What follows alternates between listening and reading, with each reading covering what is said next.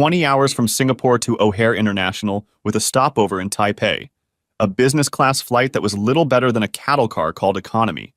And even on my birthday, hardly alarmed me.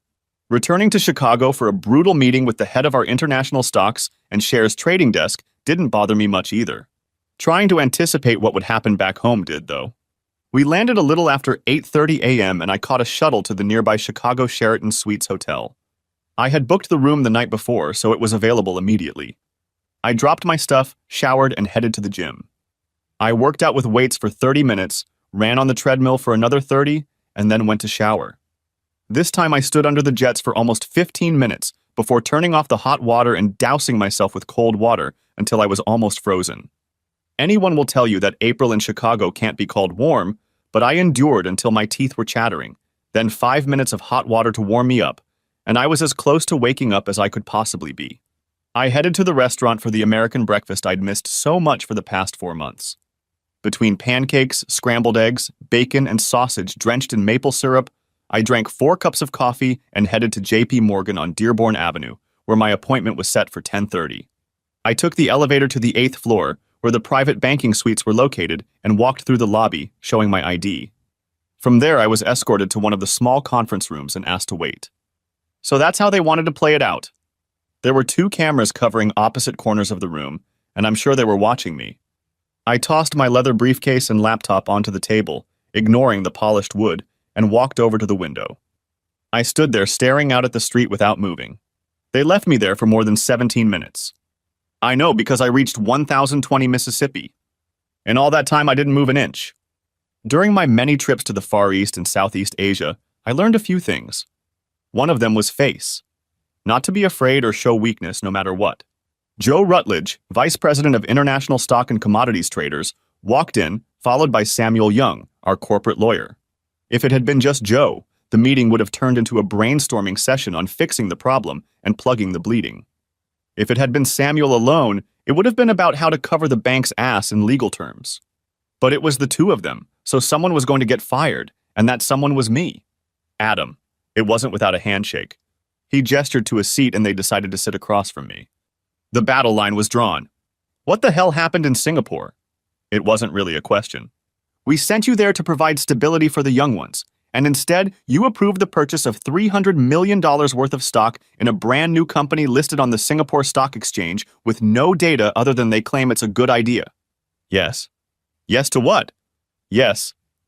His face turned from ruddy to purple, and a vein protruded on his forehead. Perhaps you'd care to elaborate? Look, Joe, it's all in my report. The CEO prospect was top-notch. They dotted all the I's and dot all the T's. The management team from top to bottom is made up of experts in the field with nearly 200 years of experience. In addition, the project itself is 50 years in the making, and those numbers have been confirmed by Deloitte and KPMG. I sighed. The oceans have been fished dry, and their aquaculture project is one of the most technologically advanced on the planet and backed by real know-how and capabilities. Then why is their share price falling? He exclaimed. They went public at $17 a share, and now they're trading at $9.55. He tapped his finger on the table. And what did you do?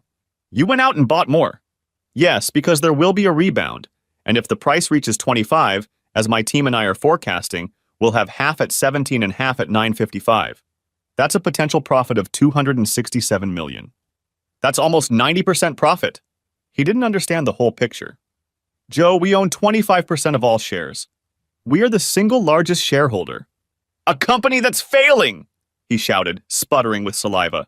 That's because the Chinese and, to a lesser extent, the Thais and Vietnamese are short-selling to either sink the company because it's in direct competition with their own fisheries and threatens their near monopolies in Southeast Asia, or to buy it for next to nothing and expand their position in the international fish trade. I prodded him across the table. We need to have the courage to stand our ground. It's just a failure. He shook his head. This isn't the crazy 80s and 90s. We need to trade on confidence and maintain a positive risk ratio. It's all in my report. I pointed it out again. Your report is nothing more than 50 pages of wishful thinking, he accused me. Anyway, it's not just my decision now. The council has approved my recommendation and you're out. And so it was Samuel's turn to let me off the hook. The offer was 3 months' salary and almost 30 days of accrued vacation, effectively giving me almost 5 months of pay.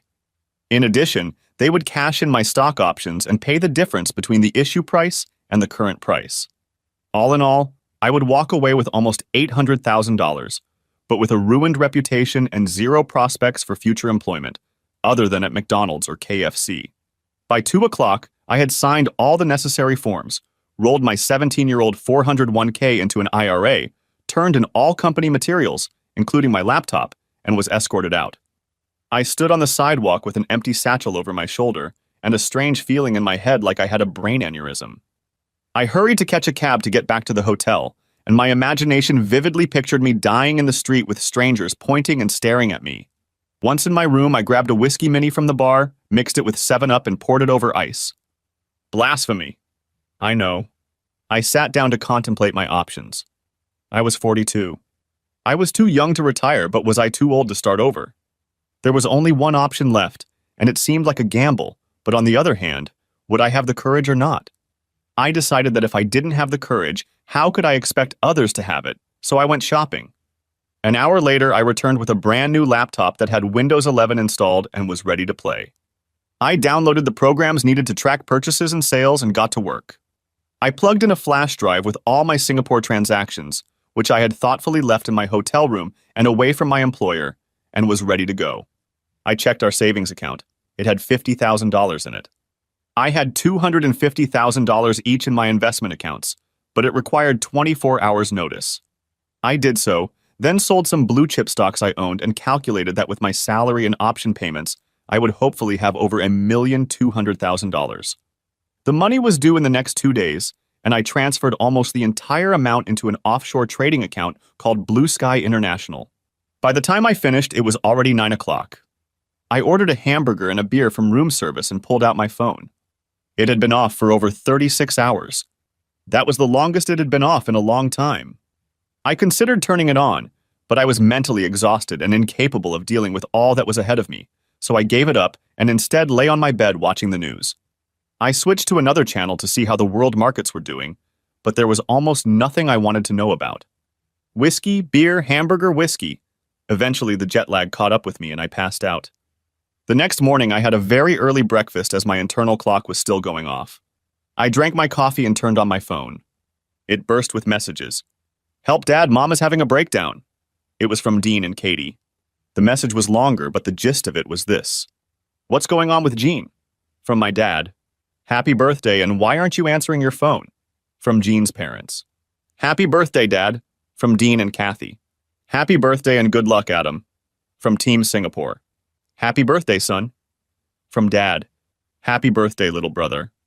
From my sister Georgia. More calls followed from Dean, who said Mom was sad and crying but had already calmed down.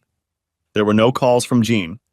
No birthday greetings, no explanation as to why everyone thought she was acting weird.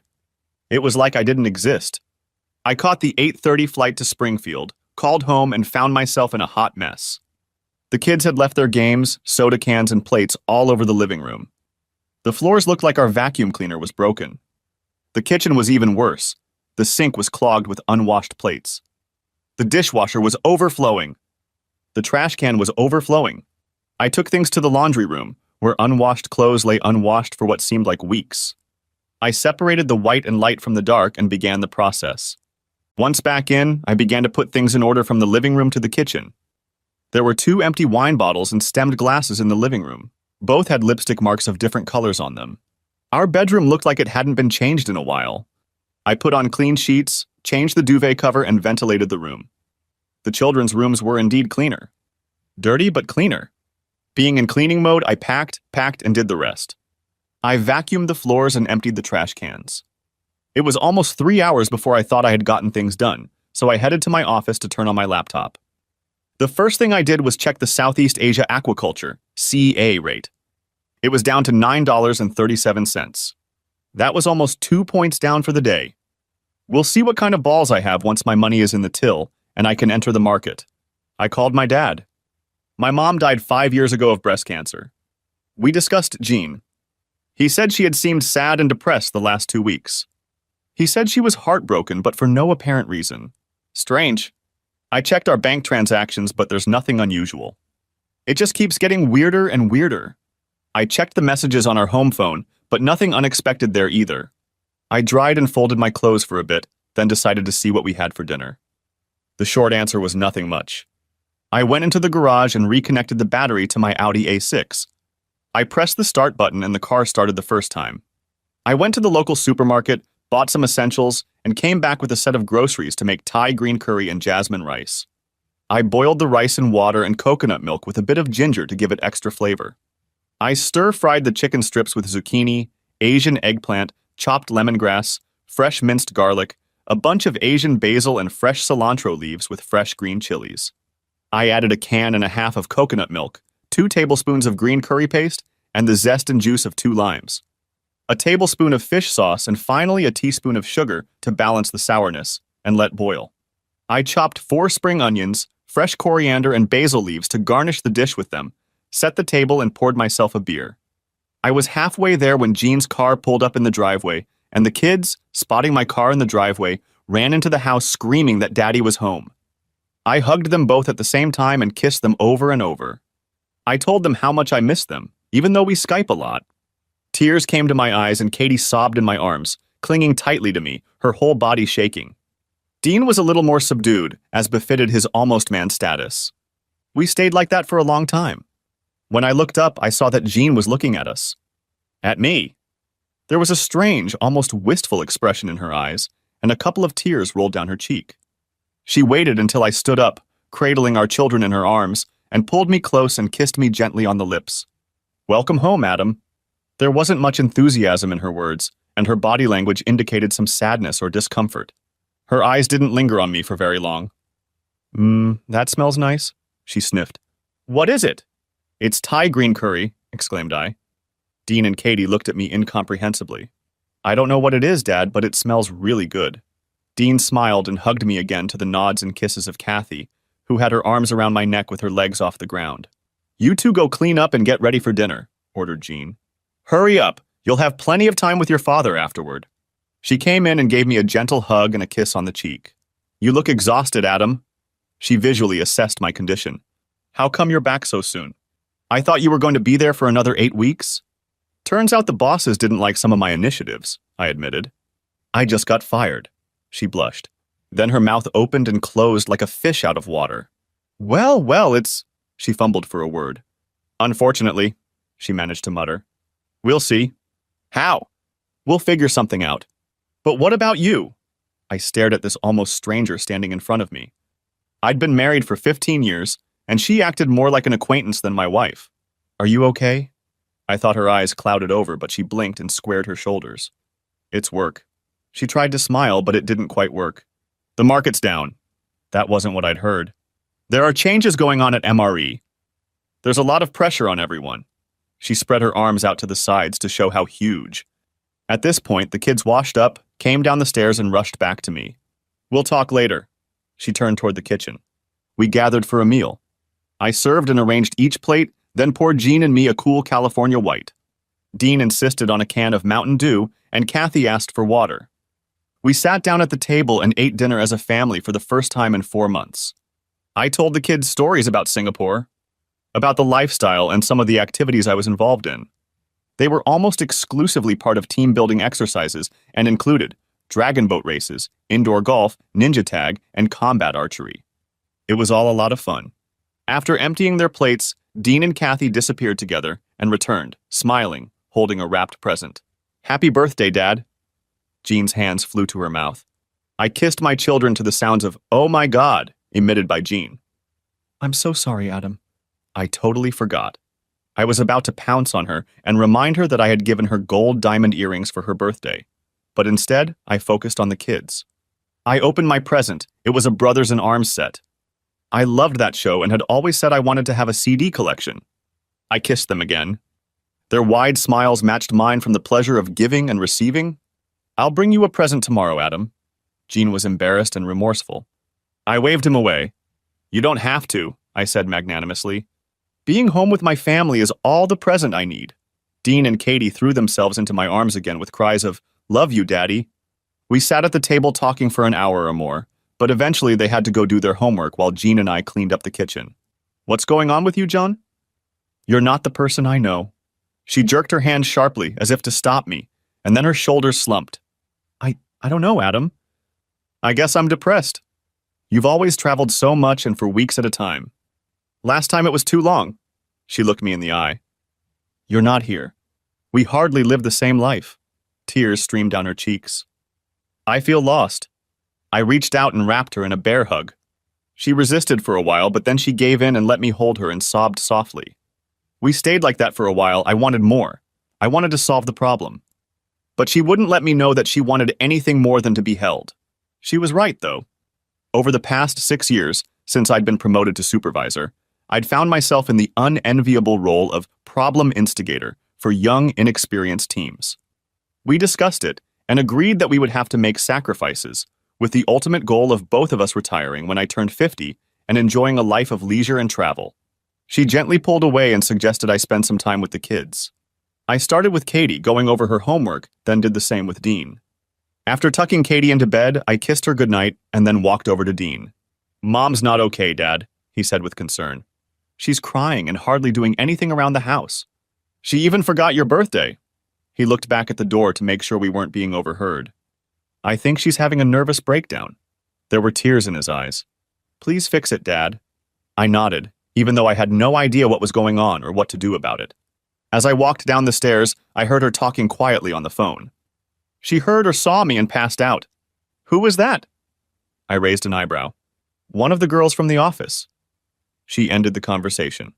We looked at each other. She didn't back down an inch. Whatever was bothering her, she wasn't going to discuss it, but she looked like she was angry. Angry at me and trying to hide it. I decided it was a much more serious problem, but I could already feel the jet lag kicking in again, and I still had so much to do. It was 9:30 when I went into my office and checked the Singapore Stock Exchange. They were 13 hours ahead and had been trading for 2 hours already. CA was trading at $9.90. The stock was up a little. I went upstairs and waited for Jean to finish in the bathroom. She washed her face, brushed her teeth and hair, and walked into the bedroom wearing an oversized t-shirt, as she often did when she bothered to wear anything. I cleaned myself up, brushed my teeth, rinsed myself off, and climbed into bed. I reached for her and she tensed for a moment, then pressed herself against me. Please, just hold me, she whispered in a thin voice. I hugged her for a very long time. This was not the woman I knew. Something was fundamentally wrong, but what? Had I been away too long? Was the separation too hard? But she never said anything, not once. Had she fallen out of love with me? Fallen in love with someone else? Had an affair? And then I had a terrible thought. What if she's sick? What if it's a terrible disease and she doesn't know how to tell me? All these thoughts swirled without end. But finally, the jet lag and all the high emotions of the last 2 days took their toll, and I fell into a heavy sleep. I had dreams in which I chased a nameless and unknown shadow but couldn't catch it. I woke up at 4:30 still feeling tired and sick. I decided to go for a run and promised myself to buy melatonin pills from the pharmacy to bring my circadian rhythms back to center time. I was on the road for about an hour, and when I returned, I found Jean gone, carrying a short note asking me to feed the kids breakfast and drive them to school.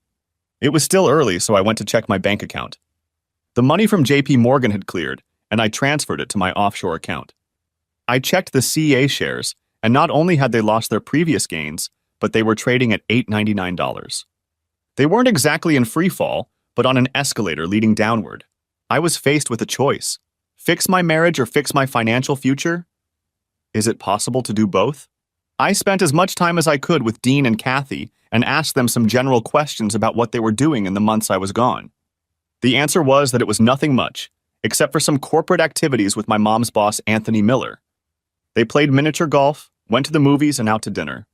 Kathy didn't notice anything, but Dean must have noticed my face and jumped up. He was always with his daughter, Evelyn, Dad. He defended himself. She always said Mom was such a big part of the company, like we were all one big happy family. Katie nodded in agreement. Yeah, Aunt Evelyn was always with us, she agreed. I smiled at them all and told them I was glad they hadn't stayed home and enjoyed life while I was gone. But now I was back, and summer was on the horizon, and I wanted us to go on vacation and make the best of it. They nodded approvingly, and I hugged and kissed them again. I drove them to school and called a few friends to make arrangements to meet up for the morning. Then I called George Tallis, my old mentor. He was my manager when I first came to the trading floor, and he taught me many unseen trends that no computer program or application will teach you. Everything is driven by greed and fear, he told me over and over again. We talked for a while. He still lived in Chicago and was a registered broker running a small company for a few old clients. We discussed my accreditation. I was registered with the SEC and was a member of FINRA, as well as registered with the Illinois Securities Authority and had signed an AML, anti-money laundering compliance document. We agreed that I would send him an electronic copy of the SEAA prospectus and discuss it later that day. I stopped by the HHS community pharmacy located across the street from St. John's Hospital. It was convenient on the way to my first appointment of the day. I was leaving the pharmacy with melatonin and a few vitamin pills when I noticed Jean and Evelyn Miller coming out of St. John's Hospital. They were holding on to each other and looked like two women bound together by a shared grief. I discreetly watched them as they walked with their heads down and shoulders bowed, bereft of hope and dreams. They climbed into the Uber that was waiting for them and disappeared into the flow of traffic. What the hell was that? I ran through all the options that had been swirling around in my head since the previous evening, but nothing was coming out. Was my wife sick and didn't tell me about it? Was Evelyn sick? They looked grief-stricken and clinging to each other, but not sick. Neither of them looked sick. Maybe it was a mutual acquaintance? They looked too emotionally attached to the pain to be mere acquaintances. A friend, then? No, more than a friend. A lover? Yes, quite possibly a lover. But a mutual lover? Whatever and whoever it was, they both shared a deep affection. Say it, my mind insisted. Were they in love for each other? Maybe, but that wasn't it. Shit! So now what? So I did the rational and logical thing, or at least as rational and logical as was possible under the circumstances, and went to the meeting. I talked about the possibility of participating in CAA and left nothing out, including getting fired. At the first meeting, Julian Knowles said he would contact me later, after he discussed it with his investment club. The second meeting was with Aaron Goldstein, an old-fashioned retailer with a lot of money. He liked the idea immediately, and after spending some time at his computer shifting money around, he agreed to transfer $10 million into my trading account after the paperwork was completed. I was having coffee at Starbucks on Monroe when George called.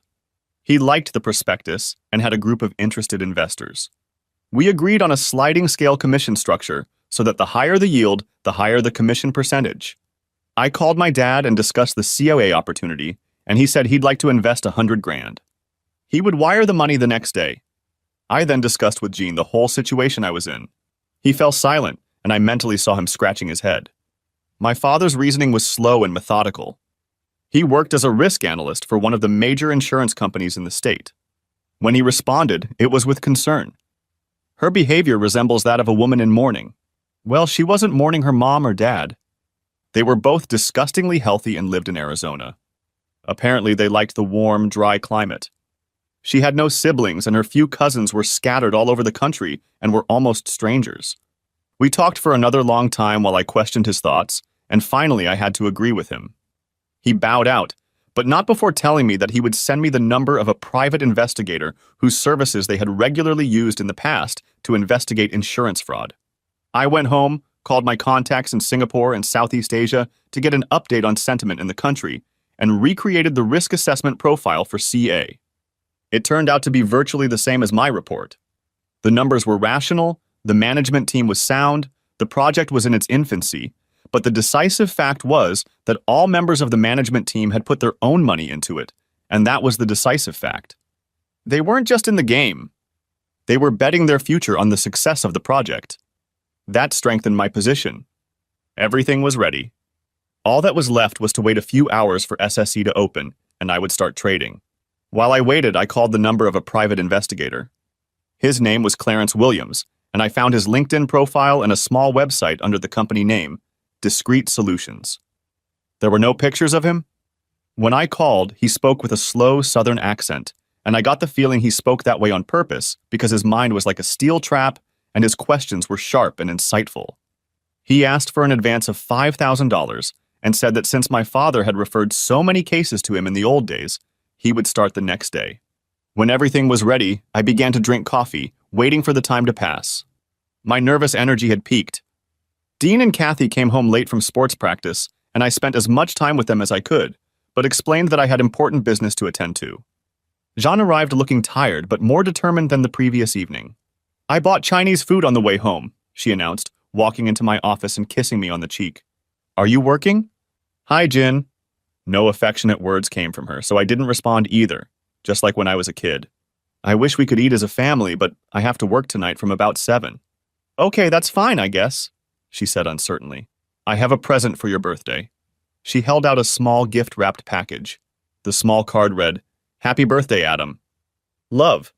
John. I'd sent more personalized cards to third cousins and siblings. Inside was a bottle of Hugo Boss aftershave. I thanked her, and she leaned over to kiss my dry lips.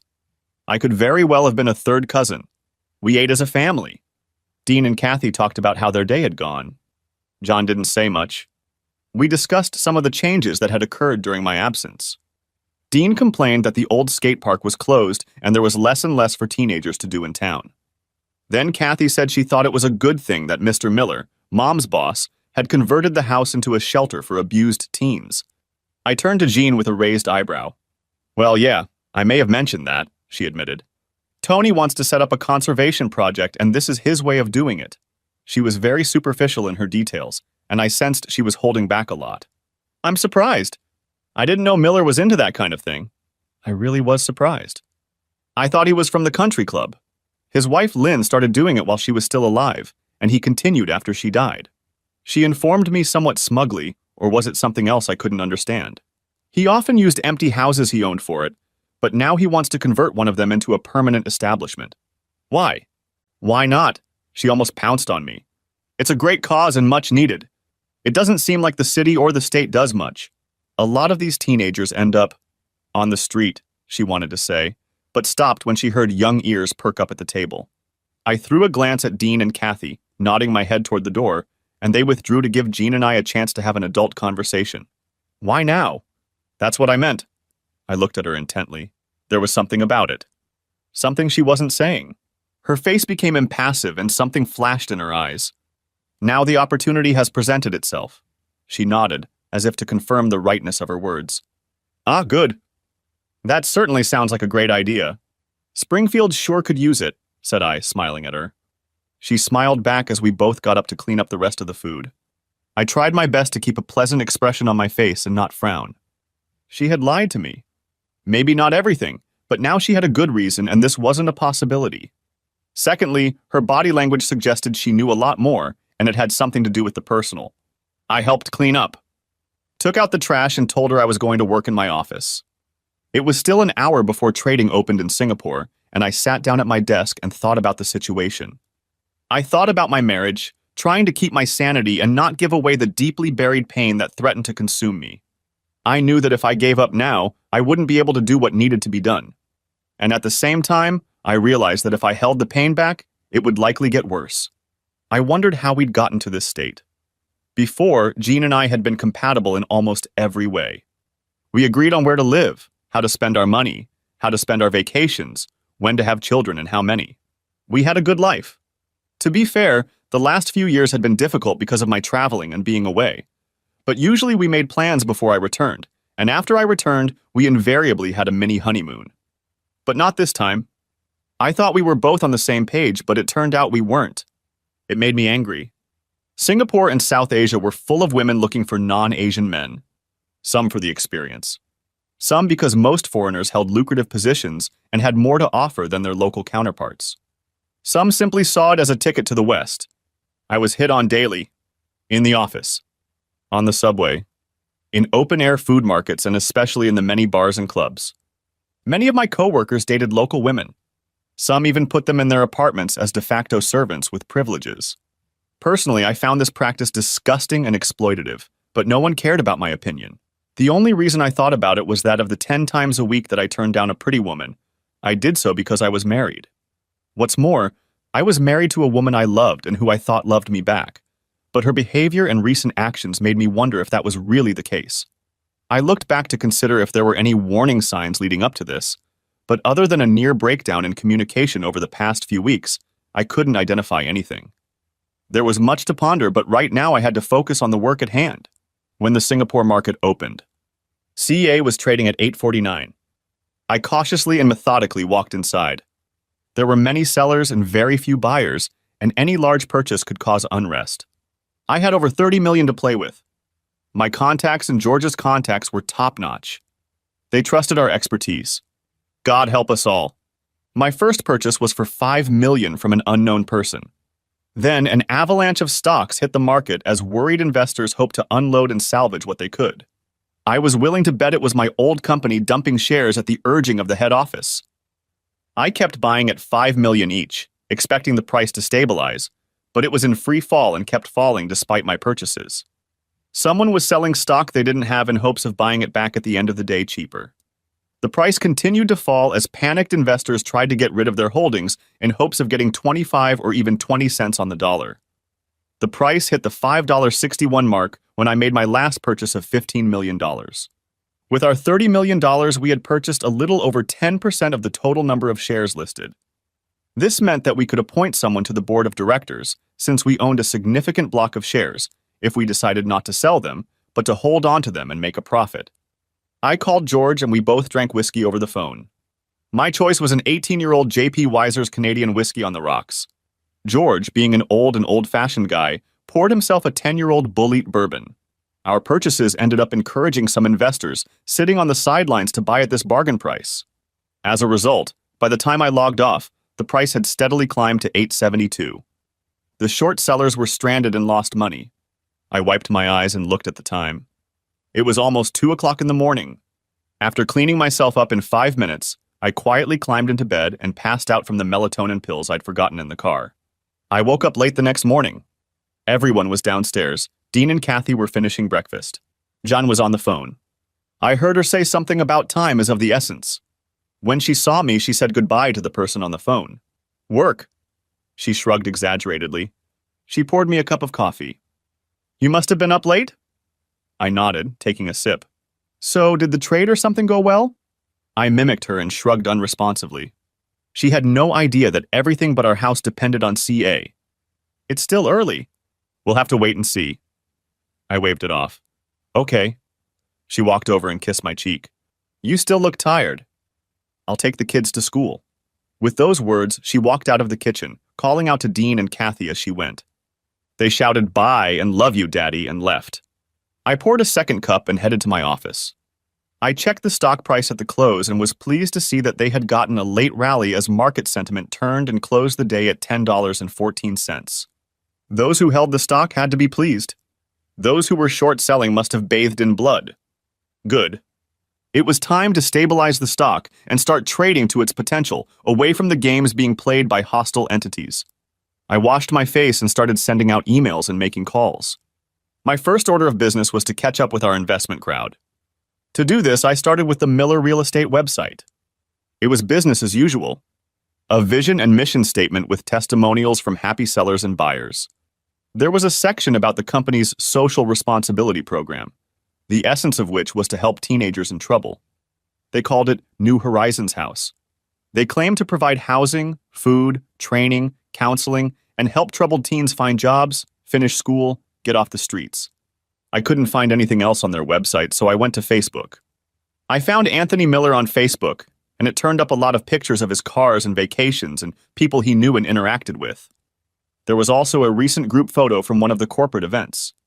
The entire MRE team was there, Anthony standing in the center, with his daughter Evelyn sitting to his left and Jean on his right. Two things stood out.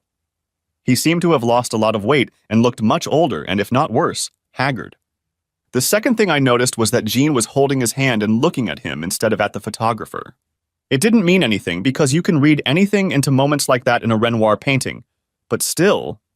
I looked through Jean's Facebook pages and there was nothing much there but a few old photos and posts of the family, including the two of us, at a time that in my mind had come to be defined as better times. There was nothing but good news about her work, school, and sporting events. Everything was so banal and mundane that it held no interest. The last picture she took of us together was over 2 years ago. On Evelyn's Facebook, there have been a significant number of photos of her with Jean over the past few years. In some of the pictures, she was pictured with Jean and Anthony, but there was nothing objectionable in them other than the fact that they were spending time together. The last messages were somewhat cryptic about the meaning of life and praying to God and the universe for positive results. I had another conversation with Clarence Williams. Please call me Clarence Adam. I've worked with your father for so long that I feel like I know you. I told him I wanted to expedite the investigation. He said he'd try, but it all takes as long as it takes. Then I called my father. His advice was to stop drawing unfounded conclusions and homegrown theories, let the experts do their job, and finally give them time. He put it simply. I found myself in a quandary. Should I contact my wife and start fixing what was broken? Wouldn't that lead to more heartache later if I realized I had been played for a fool? On the other hand, if I did nothing and everything could have been fixed, how hurt I would be if I could have made a difference but didn't. There was a hot lawyer's office in town and I called. I got through to a staff member who advised that it was better to fix the marriage than to divorce. There are very rarely winners, she said. Mostly there are only losers. I had one last card to play. One of Gene's male colleagues owed me a small favor after I recommended some inexpensive but quality stocks to him.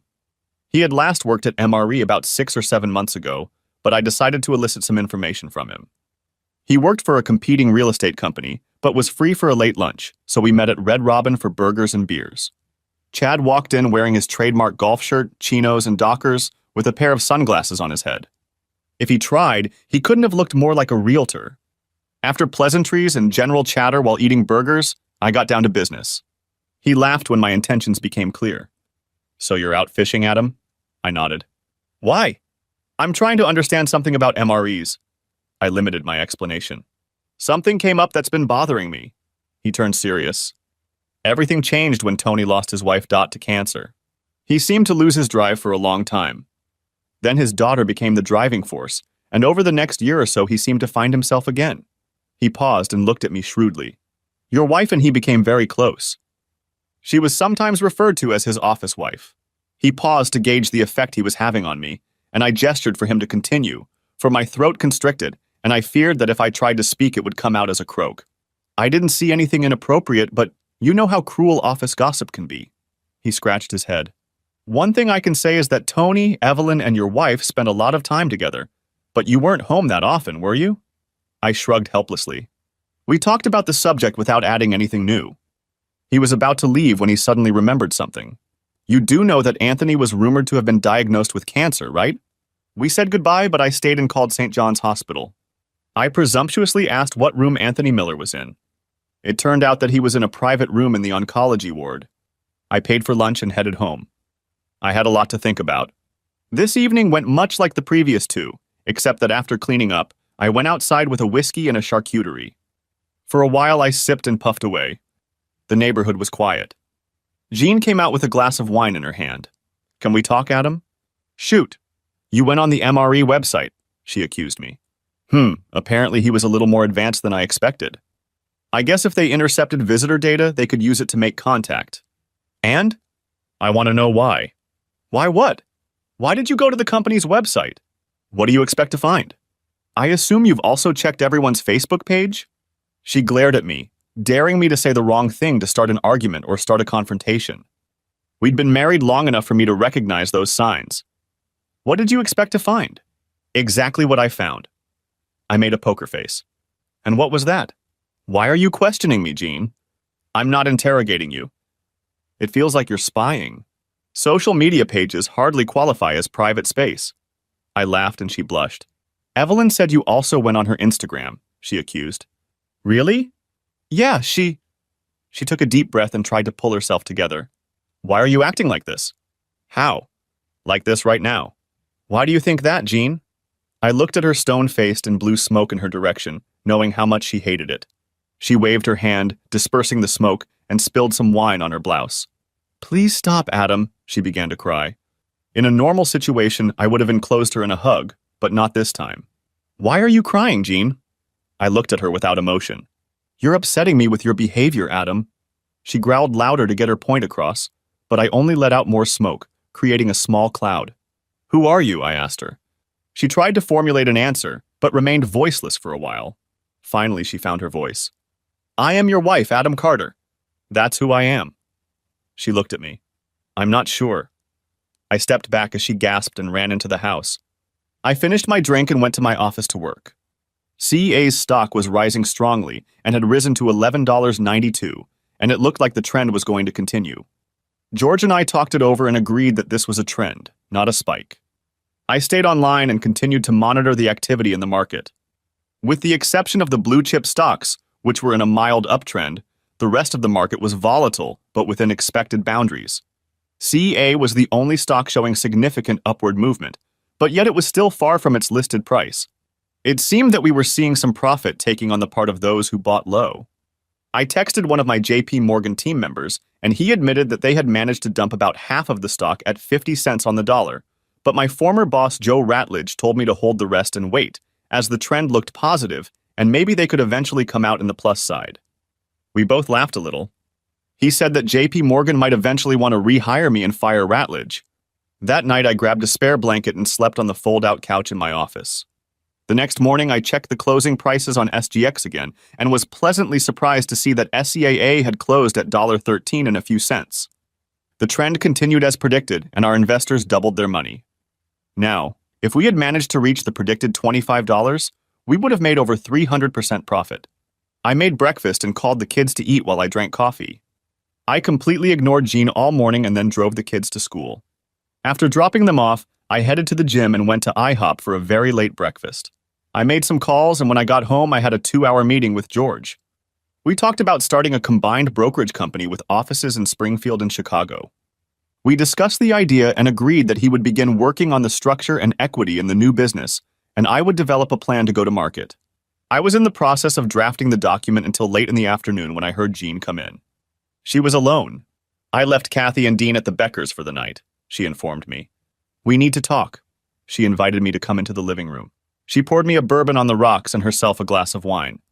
I sat down and waited for her to begin. Usually whoever starts talking first loses, so I sat in silence, sipping my drink until she got excited and started. I don't know what you think I've been doing while you've been away, Adam. I haven't thought about anything yet. Well, you're being very disrespectful and ugly to me. The woman was right about that. Is that how you feel? I raised an eyebrow. Disrespectful? She started to nod, then realized it was hypocrisy and took up the water. I'm sorry, Adam. You're not home anymore. We're like two strangers. She snorted with some satisfaction at her terse description. So after 17 years, we're strangers because I've been gone for 4 months? All the Skypes, all the texts, all the phone calls didn't matter? There was a lot of pressure on me, and you were far away. She wiped tears from her eyes. But you're my husband, and I'm your wife, and that's all that matters. She flashed her eyes, daring to contradict me. She stood up and withdrew. I sat there sipping my bourbon, wondering if this woman had lost her mind. I heard her cell phone ring as she spoke, unable to make out the words. Soon all I heard was the murmuring of the water in the bathtub. It was some time before she came downstairs. She was wearing a soft, knitted gray dress that ended a palm above her knees, a pair of black shoes, and a single string of pearls I had bought her in the Far East a few years ago. Go take a shower and get dressed, she told me. I'll make a reservation at the Chesapeake Seafood Restaurant. I was ready in 15 minutes. I dressed with the feeling that she was on the phone with someone again.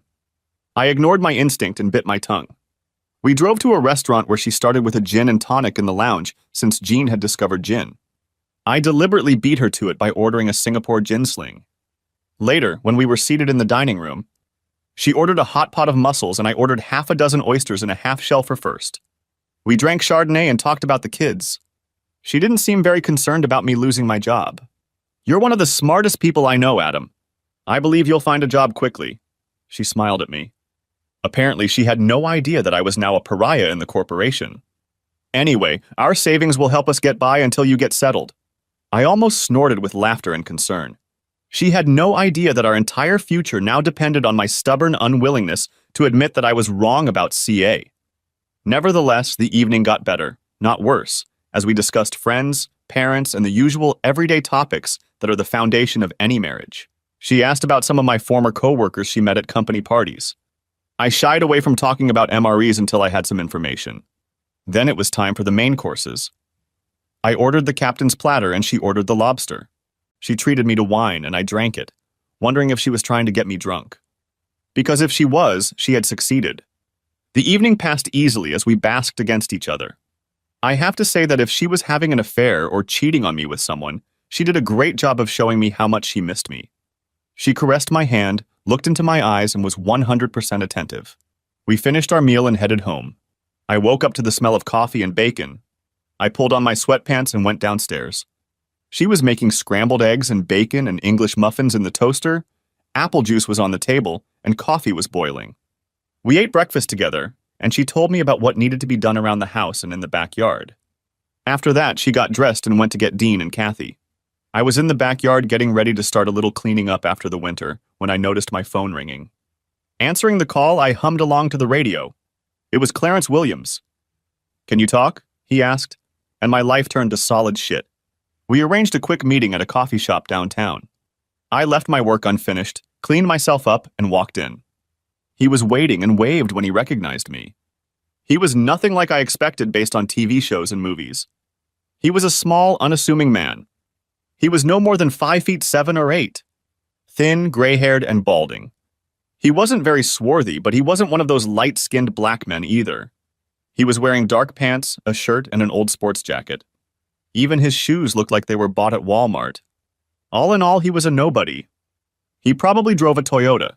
However, his high-end cell phone didn't match his outward image, and I inwardly smiled. He had clearly cultivated that image of an unremarkable lowlife. We shook hands, and his firm grip further confirmed my impression of who he really was, as opposed to the image he was cultivating. He cut to the chase without further preamble. "Let's not beat around the bush, Mr. Carter. We didn't catch your wife at the hotel or in any secret meetings." He held up a hand to prevent me from intervening.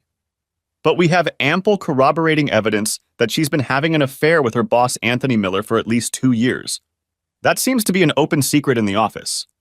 Of course, his daughter Evelyn knows about it and not only condones it, but facilitates it in every way possible.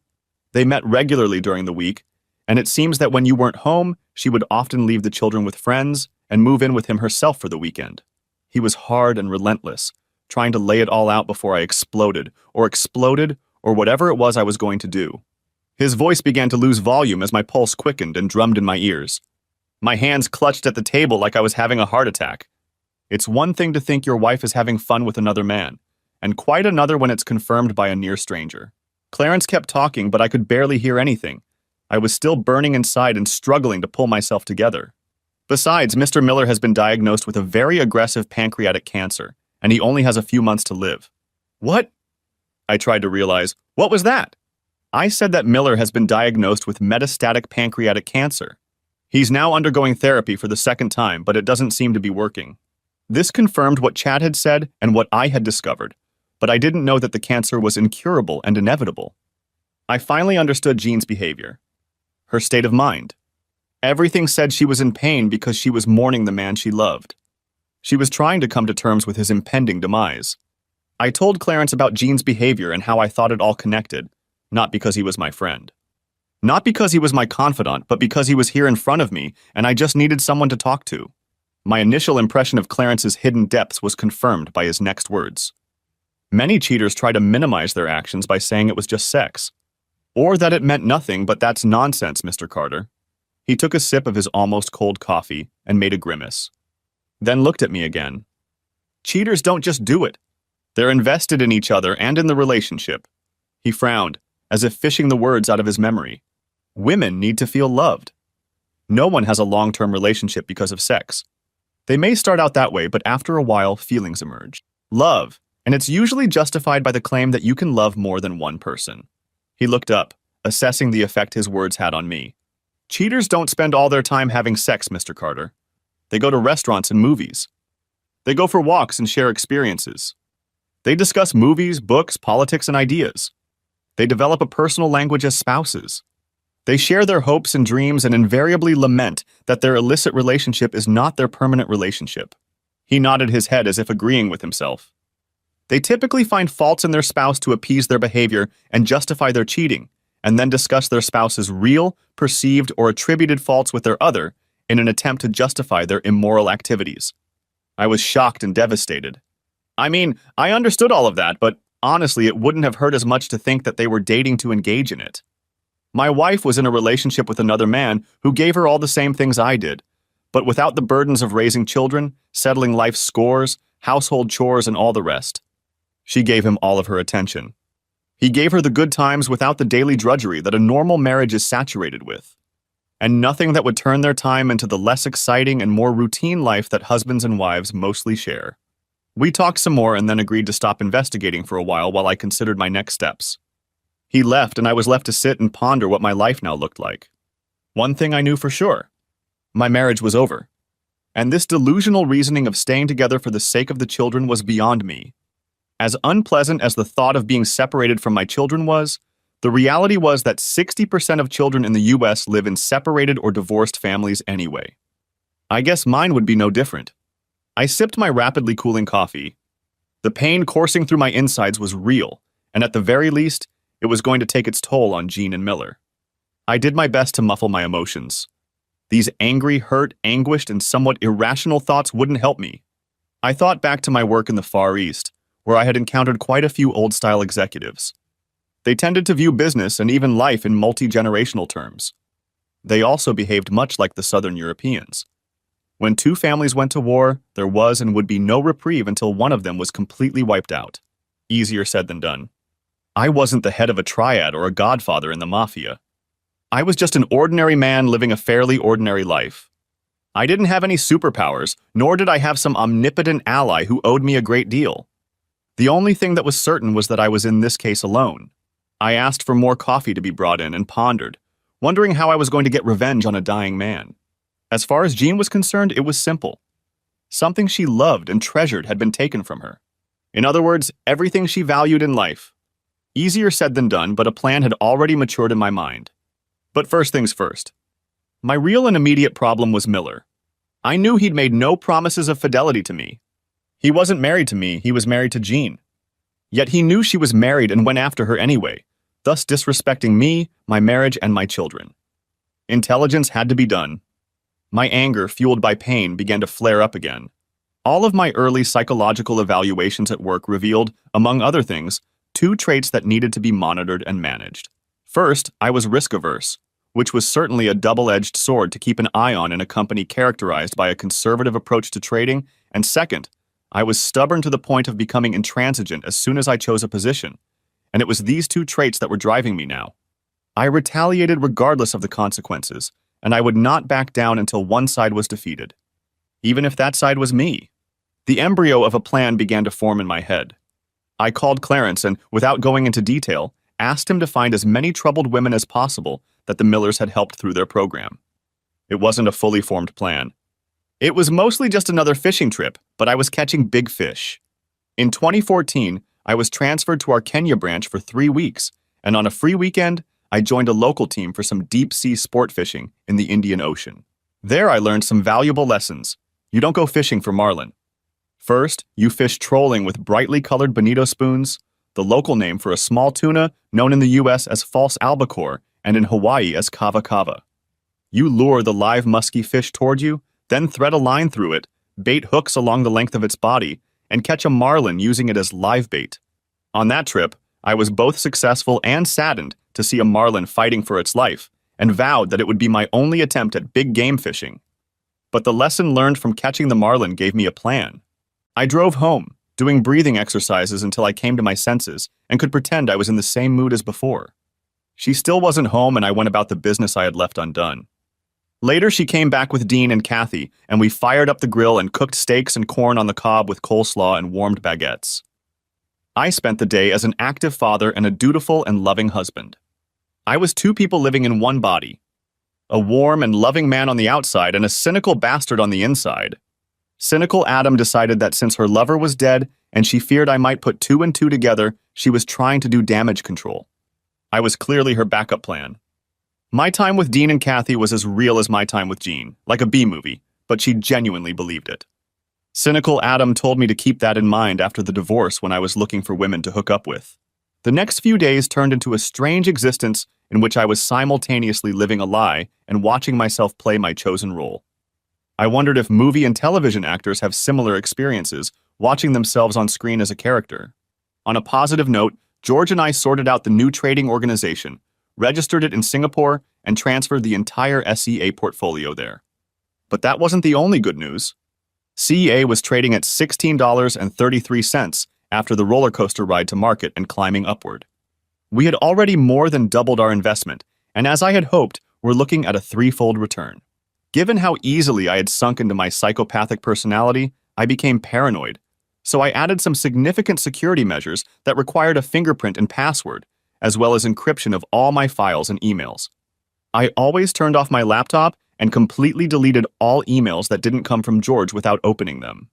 Then I would also upload everything I wanted to the cloud and reformat my phone, completely deleting everything and then re-uploading what I needed. After that, all that was left was to research other interesting stock listings and call potential investors I knew from JP Morgan in anticipation of me making an offer to buy some of their business. The only thing I wasn't too worried about was the non-compete clause, as the layoff made it mostly invalid. My marriage front went quiet while I waited for the ammunition to arrive, and it arrived on Thursday in the form of a flash drive from Clarence. The handover was done at a different coffee shop than last time because my paranoia was at an all-time high, albeit for no particular reason. He made a list of 14 women. It was everyone he could find.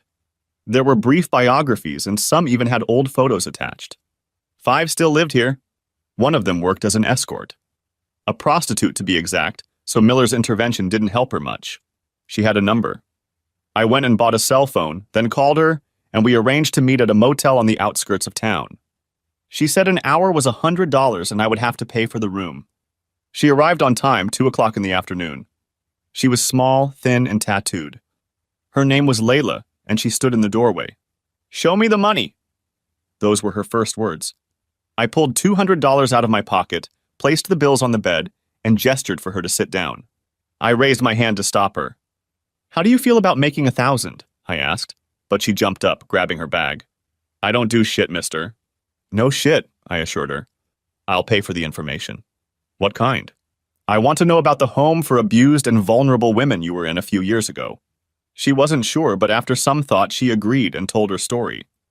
Briefly, she said that she left home as soon as she left school because she hated her stepfather and ended up on the streets. Eventually, having lost all hope, she began selling herself for food and lodging. One John, when she didn't want to do what he wanted, threw her out on the street like trash. She was found by passers-by who called the police. They took her to the hospital, and someone contacted Mrs. Miller, who offered her a place in the house once she was discharged. She stayed there for almost 6 months, she said, until the rules and regulations bored her and she left. She finished her story and we looked at each other in silence for a while. Her story was typical, though no less tragic. I wondered if what I was about to do would be another case, but the need for revenge took over everything else. "So, when you lived in this house, were you bullied right away or did it start later?" She blinked rapidly, trying to comprehend my question. She started to shake her head no, side to side, then froze. I could see the gears turning in her head. "How much?" "I think 5,000. I began to negotiate. "Why?" I thought about it for a few minutes. She may have been an uneducated prostitute, but her negotiating skills were good enough for any corporate boardroom. "Miller ruined my marriage and I want to destroy it." I looked at her for signs of hesitation. Whether she'd do it for the money or for the greater good. 20,000? She smiled grimly, watching me like a hawk to gauge my reaction. I hesitated, figuring out how plausible she could be. She smirked, looking at me. "What?" "I can see you pondering whether spending 20 grand on an unimportant person will help your cause." Damn. This young tattooed woman was on a roll. She leaned toward me and we ended up nose to nose. "Give me a 25 and I'll show you the power of the Me Too movement in action." I told her we had to plan it out and arrange how the money would be transferred. She told me that she wanted the money so she could get a fresh start elsewhere since she had a little girl and needed to get out of the business. I offered her honestly that if it worked out, I would set her up with a job in Chicago, and her eyes lit up. "For real?" "For real. You're tricking me just to get what you want?" She looked both hopeful and scared at the same time, like a child who is about to reach for the candy but knows it could be taken away at any moment. I managed to reassure her that everything was fine. We agreed that she would do what she promised, and we would meet to discuss next steps as soon as she was ready. We exchanged numbers. I gave her my phone number and asked her to save it under Jerry's name. I begged off and phase 1 was complete. At home, I continued my dichotomy of inside and outside, and Jean seemed to keep buying into it. To be fair, she too was focused on the Miller Legacy project to notice much else. I was getting inside as much as I could without making her suspect anything, and getting information about how far the project had gotten. We cooked and ate together like old times. During breakfast, she said she'd be busy helping set up New Horizons House, and there would be a grand opening on Monday at 10. I already knew about it. It was written about on the company website and social media. I feigned interest and, without appearing to, questioned her. Turns out they were planning to have the mayor and his entourage cut the ribbon. A whole bunch of local media was also supposed to be there, as well as the CBS television station. Did they stop the chemo and radiation so Tony could feel well enough to attend? I heard her ask. Probably Evelyn's. I didn't hear an answer. It's going to be a life-changing moment, she sobbed slightly. Not if I had anything to do with it. Time to turn up the heat. My divorce papers were ready. All that remained was to get permission to file them. Illinois was a no-fault state in 2016, and there were no laws allowing me to sue Miller for loss of affection either, so it was a matter of irreconcilable differences. I started the day on SGX. Our stock had reached its issue price and was rising, albeit in small increments. A good start to Friday. I had a coffee and tuned into the WMA radio station. At 9:30, there was an interview with Evelyn. She was talking about the wonderful social responsibility program that MRE and her father, Anthony Miller, have been up to. It was soulful stuff, like chicken soup for the soul. She explained that the New Horizons house is simply an ongoing evolution of a program that her mother started, and after her mother's death, her father continued. Now there was an opportunity to turn it into a full-fledged project with full funding, but obviously it would work better with community participation and donations. The host spoke almost enthusiastically about the value of the project and then asked listeners for their opinions. WMA listeners spoke favorably and some promised to donate. The presenter promised to put donation information on the WMA homepage, and Evelyn said there are details on the MRE website and on the New Horizons website. More calls in the same vein followed until... Hello? The voice on the other end was hesitant. She was urged to speak louder, and between a broken voice and quiet sobs, she managed to raise her voice. Please don't believe the house helped anyone, she managed to croak out. All it did was allow Mr. Miller to abuse women. She burst into tears over the phone. Evelyn went into an apoplectic fit. Never. This never happened. My father is a good man. He would never do anything like this. The caller was still on the line. He did, and more than once! Her voice rose with justifiable indignation and anger. Do you know what I am now? She shouted in a breaking voice. I'm a whore. I work the streets. That's all I'm worth thanks to your precious daddy. Her pain was unbearable. My name is Layla, and your father ruined me. She sobbed, and the connection cut off. The station went into a commercial break. When they returned, the anchor was torn between his original interview and addressing the elephant that filled the airwaves.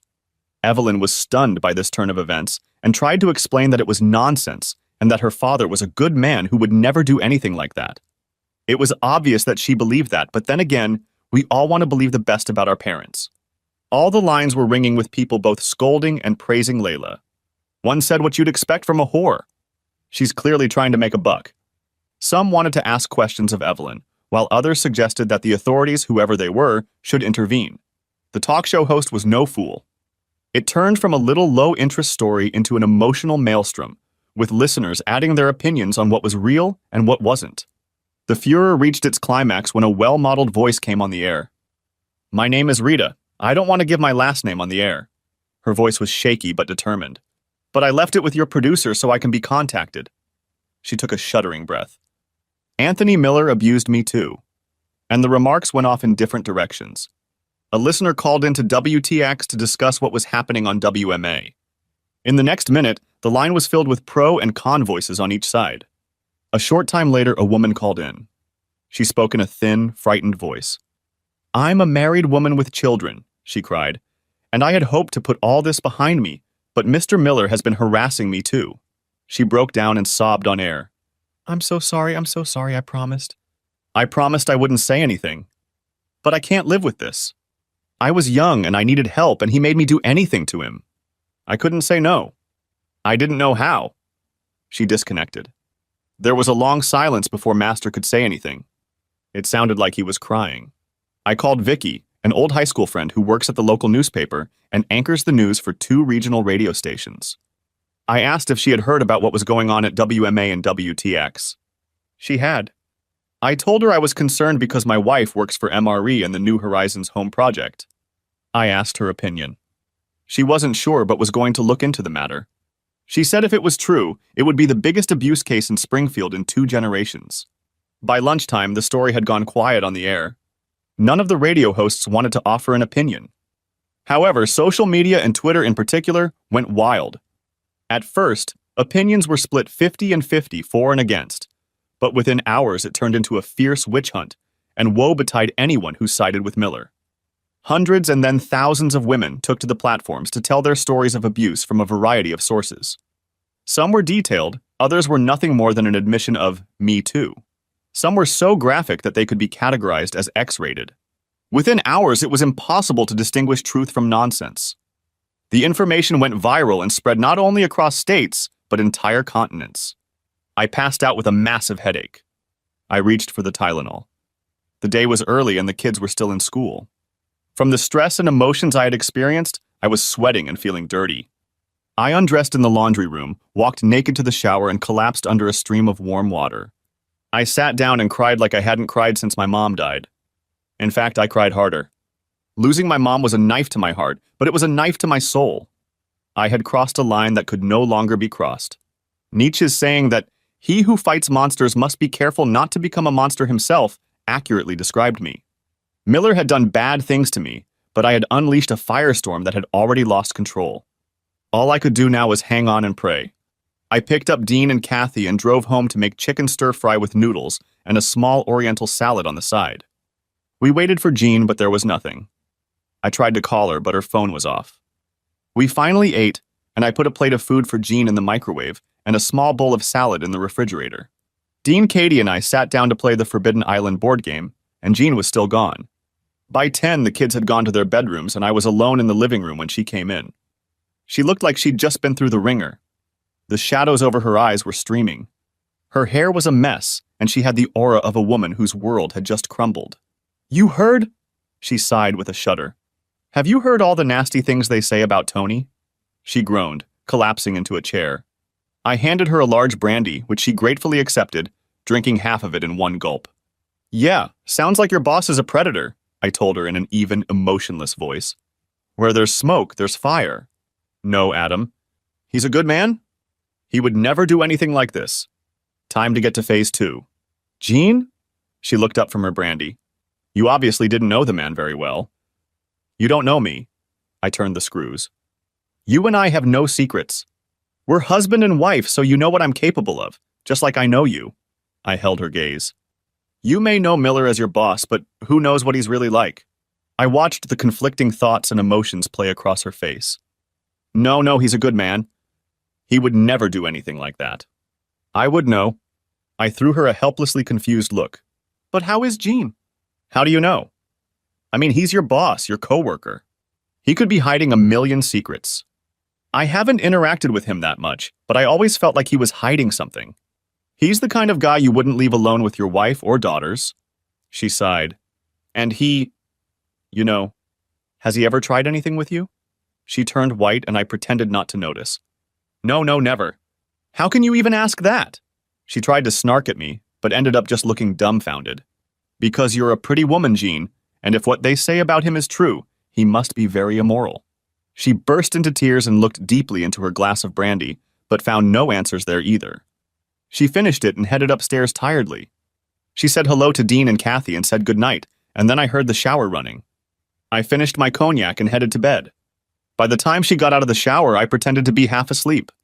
She came downstairs in her robe. I climbed out of bed and made my way to the landing. She was talking to someone. From the sound of it, probably to Evelyn. She repeated nightmare several times. Then she asked, "But why? Why isn't there more than one woman saying she was attacked?" Finally, she said she didn't think it would go away easily. How right she was. She made a second call. "Hi, Tony," I heard her say.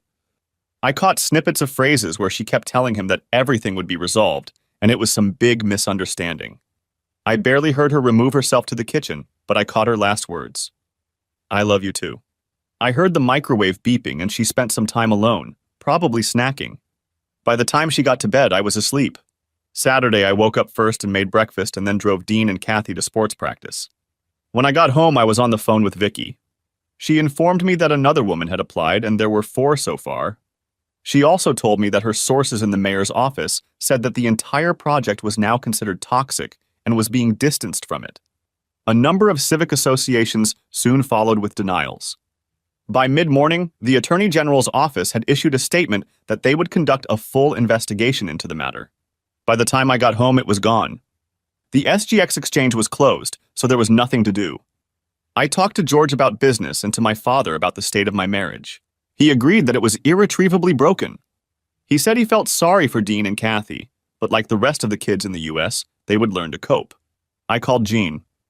"Where are you?" "Evelyn and I and the company lawyers are trying to fight these nasty lawsuits." "Are you sure you should get involved?" I colored my voice with concern. "The spillover could be significant and you don't want to be in it." She resisted, as I knew she would, but all their lawyerly entreaties went nowhere. On Saturday afternoon and Sunday, which were the busiest days of the show, MRE had less than 20% of its previous attendance. By Monday morning, the phones were ringing off the hook with calls of canceled and withdrawn sales orders. The opening of the New Horizons home was postponed until the negative publicity was over. That Monday, another woman made herself known in an unusual way. This woman was married to a wealthy businessman and was well known in the community. According to her, she spent a total of 8 days in the house before she gave them her name, and they contacted her parents. During that time, the man she knew as Mr. Miller abused her twice. She left her lawyer's details for all the women who had been assaulted by Miller to contact him so they could file a class action lawsuit. By the end of that week, 5 things had happened. First, Miller was interviewed by the district attorney at the hospital, after which his condition deteriorated.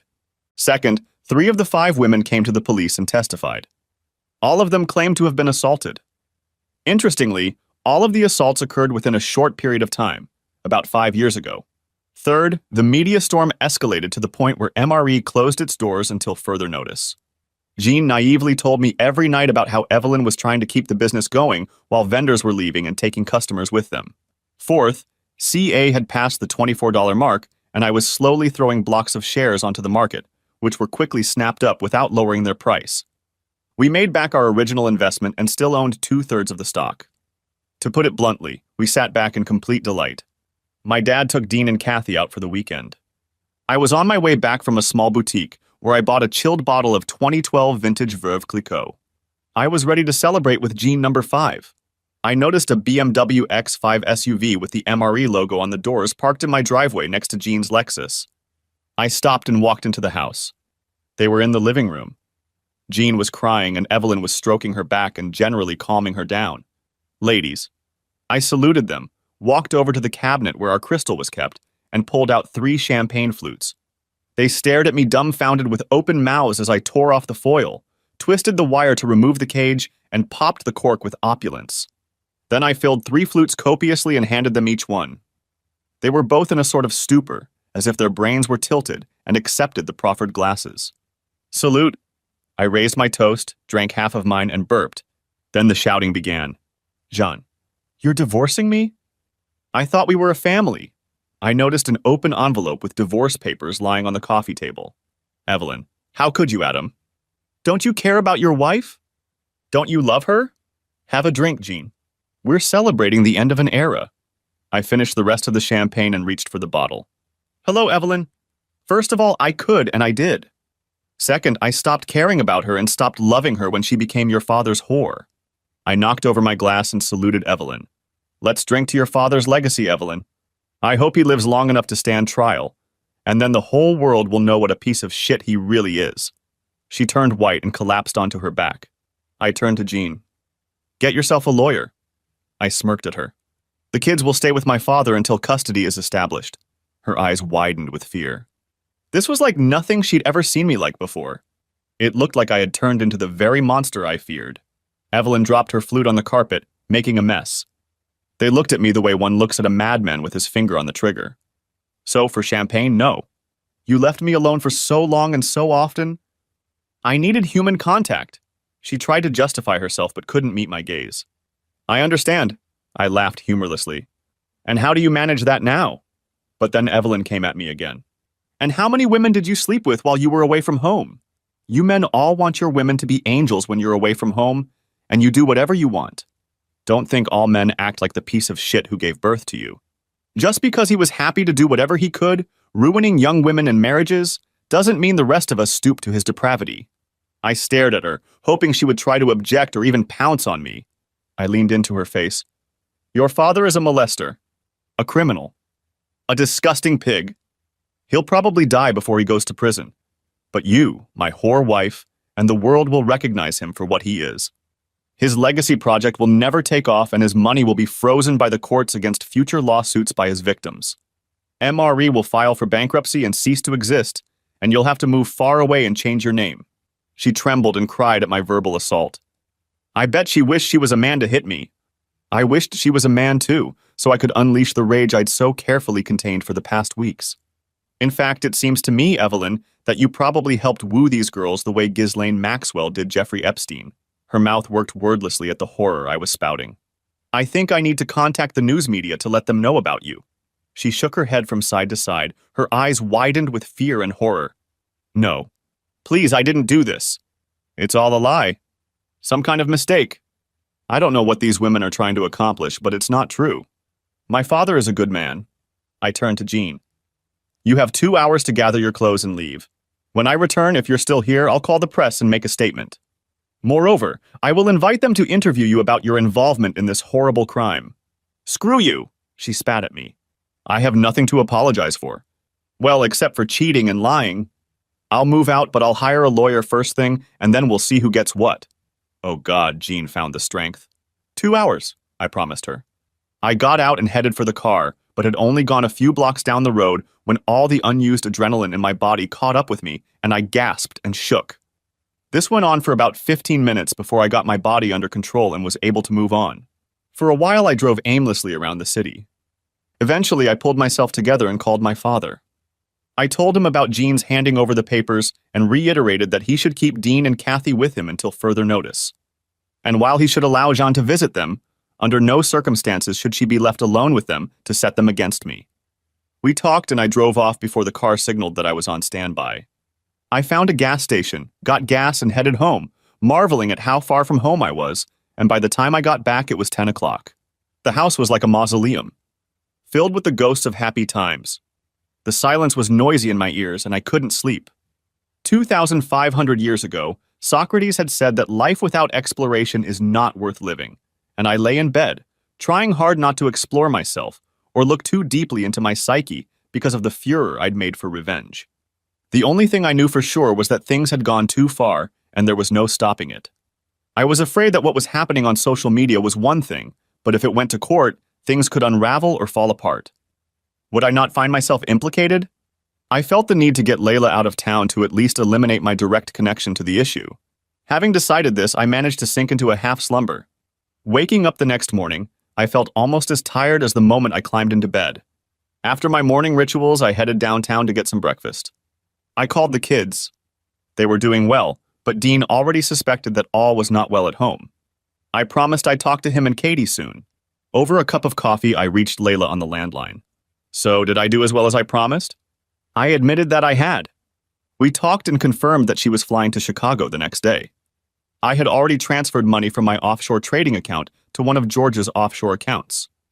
Then he had transferred small amounts to a bank account she had opened, and Layla was $25,000 richer and off to a job as a property management assistant organized by one of George's investment contacts who owned a number of commercial properties. I was drinking my second cup of coffee when Vicky called. 3 women have sued Miller seeking damages, she informed me. The papers will be served on Monday. We talked for a while. She said she and the news editors were surprised by the timing and how the whole story had unfolded. But she reasoned that it wasn't surprising in the current climate. Once the first woman, Layla, who claimed she was a prostitute, got publicity, the rest followed, as in the case of Harvey Weinstein. I spent the rest of Saturday with Dean and Kathy. I told them that their mom and I would be getting a divorce because she was having an affair with her boss, Anthony Miller. Kathy didn't quite understand what an affair was. Dean understood. She slept with Mr. Miller, Dad? I nodded sadly. Yeah, they've been sleeping together for a while now. Kathy was crying. Dean was unfazed. We packed up and, taking my dad with us, went to the golf course and hit a few buckets of balls. Dean and Kathy used some of my old clubs and both had a good natural swing. After eating dinner, we went to a Greek restaurant and eventually headed to bed. I went back to my quiet mausoleum and had another sleepless night. On Sunday, I got a call from her parents. They wanted to know if there was any hope of reconciliation. For the sake of the child, they said. How can I reconcile with a woman who has been having an affair with her boss for years? I asked. And that one happens to be a maniac. Jean may have even had a part in it. There was a collective sigh. Living in Arizona had weaned them off the bomb that had hit Illinois. It will all be figured out in court, I assured them and walked away, leaving them with a shattered view of their daughter. Life went on, mostly slowly and painfully. Dean and Katie moved back into my home, and my father moved in to help out. This essentially left me with a business that was gaining momentum as George and I were getting lots of positive feedback. At the end of the second week, the hype around Miller had died down somewhat. Vicky informed me that a fourth woman had joined the class action lawsuit against Miller. But not Layla, I thought. That was odd. She was edgy enough and, it seemed to me, mercurial enough to get her piece of the pie. Oh well, that was a mystery for another day. I had a meeting between Jean's lawyers and my lawyers about the division of property. I had set up investment accounts for Dean and Kathy's education out of our combined cash or near-cash assets so they couldn't be touched. My last paycheck and payments from J.P. Morgan went directly into my offshore account, and her lawyers were still trying to get documents from my previous employer. So while they suspected there was some sort of golden handshake going on, they had no idea how much, but it was only a matter of time before they subpoenaed the HR documents. I offered to pay her nothing, as she had a job and was generally making a good living. She argued that there should have been at least $250,000 in cash and near assets. I assured them that they had been lost on unprofitable stocks. Both Jean and her lawyer called bullshit, but I laughed. Take the deal, Jean, or I'll take your house payment down and we'll fight over it until you run out of money for lawyers. I'll cripple you financially. Why are you being such an asshole? She looked at me. I deserve half of whatever is left of our marriage. Go to your second husband and ask him for money, Jean. It sounds like you had more of a marriage with him than you did with me. But you'd better hurry. He may not have any money left after those poor assaulted women get what he did to them. I wish I could say it was all over after that, but it wasn't. Not at all. It dragged on for months, but most of the cards were in my hands, and righteous anger kept me going. She hesitated from meeting to meeting. At one, she was saying that I made the whole relationship between her and Miller look much more serious than it really was. At the next meeting, she blamed me for her behavior. Then she wanted to know why we had to get a divorce and that we couldn't work it out. The next time I heard from her that she was going to give me to the cleaners? At another meeting where I refused to give in, her lawyer said he would get her back in the house immediately. I gave her my biggest grin I was capable of. You better be careful around me, Jean, or I will go to every possible media outlet to expose your complicity in this. She lost her white and turned gray like a heart attack victim. Try it and see what happens to you next. As I left the lawyer's office, I noticed Evelyn sitting in the foyer. She was glaring at me angrily. I smiled at her the way one smiles at The Walking Dead, and her smile faltered and faded. You should have stayed out of this, Evelyn. Well, what you sow is what you reap. 2 days later, Layla was another $5,000 richer, and the local newspapers, Twitter, and the rest of social media were ablaze with the latest revelations that Evelyn Miller had been helping her disgraced father, Anthony Miller.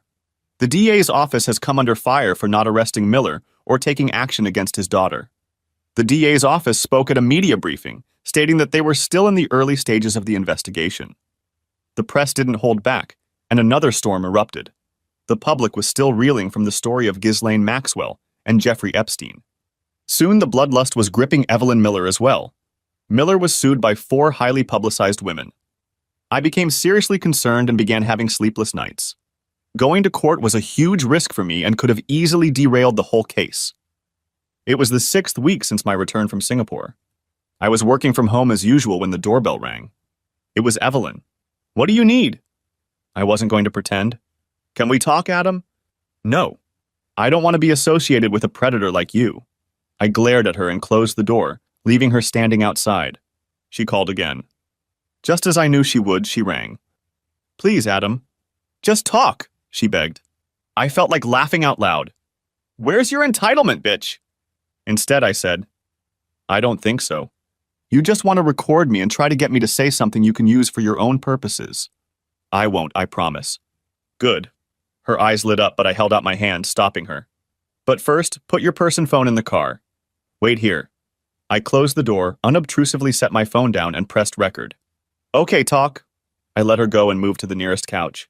She looked unsure whether to stand or sit, but I motioned for her to sit across from me, and she sat on the edge, as if she might rush off at any minute. She brushed her loose hair out of her face and pulled herself together. I know it's you, Adam. You're the one who created this whole nightmare. I just stared at her without emotion. She probably thought I was a serpent in her Garden of Eden. Stop it now, Adam. I just sat there looking at her in silence and she changed the subject. I know you were hurt by Jean's affair with my father. Whoever was hurt, but this nonsense about my father subjecting women is a lie, and it needs to stop. It needs to be disproved. I laughed in her face. There's nothing I can do, Evelyn. It's up to the court now. Please, Adam. Please make it stop. I know you can. I smiled unhappily. Now that your world has collapsed, you want me to help you. Where were you when your father was entertaining my wife? Her face turned red again. Oh yes, you were helping, making sure she agreed to be your father's whore. We stared at each other in silence for a long time. I read her face as she picked and rejected arguments to change my mind. Finally, she said, "When will you stop, Adam? When will you be satisfied?" Her eyes grew cloudy, then tears rolled down her face and she visibly snickered. This was no pretense. This was a woman defeated. Not until your family is completely destroyed, Evelyn. She shuddered. Her eyes widened in horror. There will be no stopping. There will be no ceasefire. There will be no peace. I spoke slowly and purposefully. I wanted her to realize this wasn't a game. She couldn't back down. This was real. She realized the truth and fell silent as she thought about what I had said. Then she surprised me by coming back for another try. You want revenge on Adam? How? She clasped her hands together and stared at the floor, unable to meet my eyes. She was in her early 30s, unmarried, and had no children. Her Facebook pages indicated that she had recently broken up with her last partner, so she was single. Staggering, she reached the door and on unsteady legs ran to her BMW. I watched her drive unevenly down the street. I had conflicting feelings of satisfaction at having caused her pain and letting her know that more would follow. At the same time, I felt disgusted at my ability to be so callous and so cruel to another person's feelings. It was still early, but I wanted a drink. And maybe more than one. I spent the rest of the week in and out of law offices. In between, I continued to work on getting new clients. There was a listing on the Hong Kong Stock Exchange for a small IT company that looked promising, and a listing on the Johannesburg Stock Exchange for a natural gas exploration company drilling in the Indian Ocean off the coast of South Africa and Mozambique. George and I were completing due diligence before presenting them to a group of investors.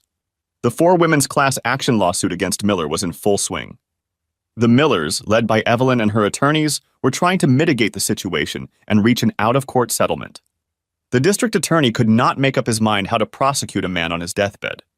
So we all waited with bated breath. I heard the Millers had been cleaned out of almost every penny. All the real estate owned by the company was sold, and the women got over $2 million each. The amount was not disclosed, but it was huge. It was effectively the end of MRE. I needed one more thing to complete my revenge, so I went to the hospital and entered Miller's room, looking official and walking as if I belonged to him, and no one had challenged me. I was there to make sure he knew who had ruined him, his legacy, and his whole life. He lived for 2 more days.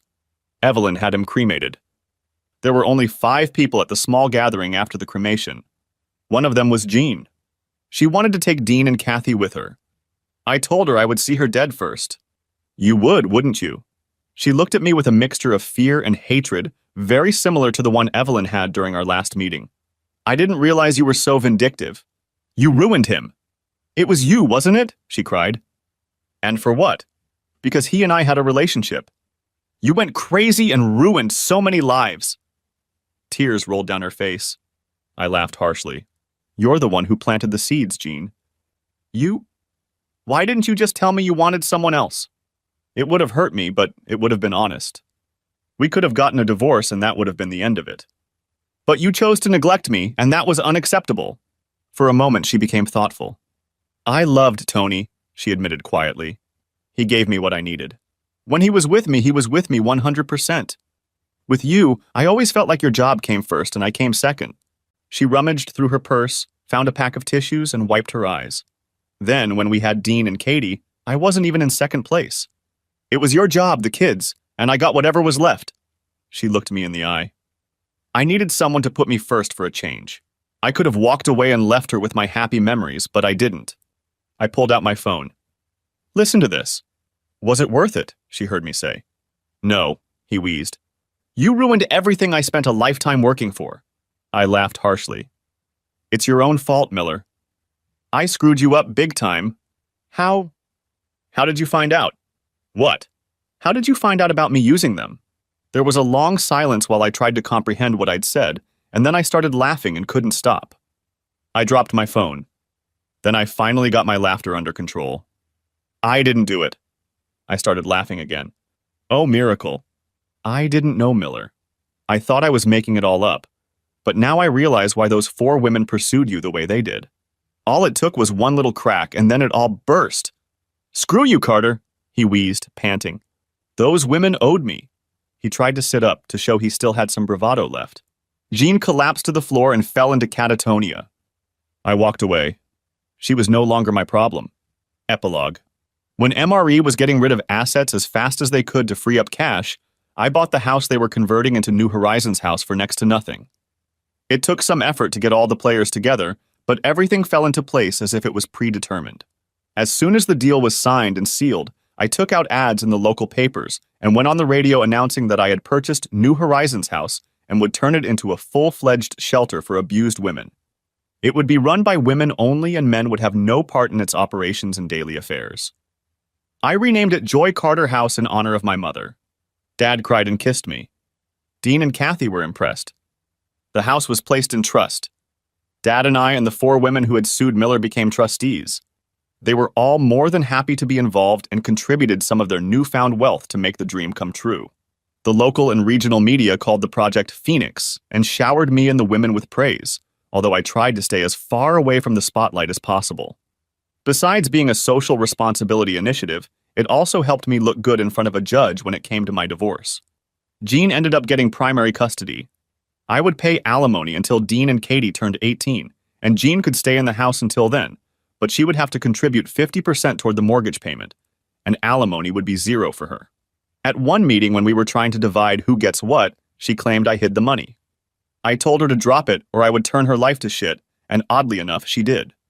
She became very wary of me, and I could see her carefully choosing her words so as not to upset me. I suppose that's what fear looked like. I told her that she would get a substantial income from the house when it sold, and that was the end of it. It took a while, but eventually we divorced. I bought a 3-bedroom condo so the kids could stay with me. I had them almost every weekend since Jean was back to selling houses, and weekends were her busiest period, so it was good for me. I missed them from time to time as I started traveling regularly again, especially to the Far East. But overall, life wasn't too bad. I laughed at myself. Things were bad, but not that bad. Jean's relationship with Evelyn broke down immediately after I showed her the tape of my run-in with Miller. I also circulated an edited version of the tape of her father's voice confessing everything. It was actually another thing that took on a life of its own, independent of the original intent. Evelyn left a couple months later, and I never heard from or about her again. I met Layla in Chicago. Her real name was Leanne Roxton. She had cleaned herself up and was enjoying her work. Did you know? I asked her. It was like an open secret, she confirmed. No one admitted to the abuse directly. Everyone was afraid that if they were kicked out on the street, it would be worse. Why didn't you tell me about it too? I asked, wondering. She laughed and shook her head. I had no idea, she admitted. Well, for one thing, I wasn't abused or anything like that. I contacted a few women I know and asked them if they'd be willing to say they were abused, and I'd give them $5,000. She glared at me, daring me to object to her mercantile actions. But I had no time to talk. The second woman with whom I was still in touch was Rita French. On the phone, she fell apart and disconnected from me. But when I called the radio station a few days later, when Miller's daughter went on the air, as you heard, the first one was Rita. Apparently, she decided she'd held on to him long enough. She sipped her soda. I didn't even have to pay her. I called her after the radio show, and she said she only vaguely remembered one of the others. But before she could even try to contact her, the Me Too campaign started organically. And once it started, the whole thing just took off with us. You could have made so much money. I sympathized. She shook her head sadly. By the time they sued Miller, I was in Chicago and honestly had no idea what was going on. When I looked again, it was already over. She smiled slightly, remembering what could have been. But you gave me a good start, Adam. Thank you. Well, that was it. My revenge was complete, and against all odds, my actions were justified. It was more than I had expected. I kept telling myself I wasn't a monster, but was I? The Millers were destroyed, just like in a fictional saga. I learned lessons in revenge and executed them in ways I never dreamed possible. Financially, things were looking up for me. The business was growing, and George was starting to talk about me buying him out so he could retire. Dean and Kathy adjusted to life the way teenagers do. Their focus was on school, friends, and sports. Mom and Dad had already moved into the background, becoming handy ATMs and chauffeurs. Life went on as usual. About 4 years after the divorce, Jean began dating an older man. For a while, they lived together. After a few years of living together, they were married. Dean and Kathy said he was a nice guy. I was single and had no fantasy, which meant I wasn't seriously dating anyone. I guess I still had trust issues. After a long time, at my father's insistence, I started seeing a trauma counselor and began the process of improving my attitude and life in general, but I still have a long way to go. The end. Thanks for watching. I hope you enjoyed it. So subscribe to my channel and watch the next video.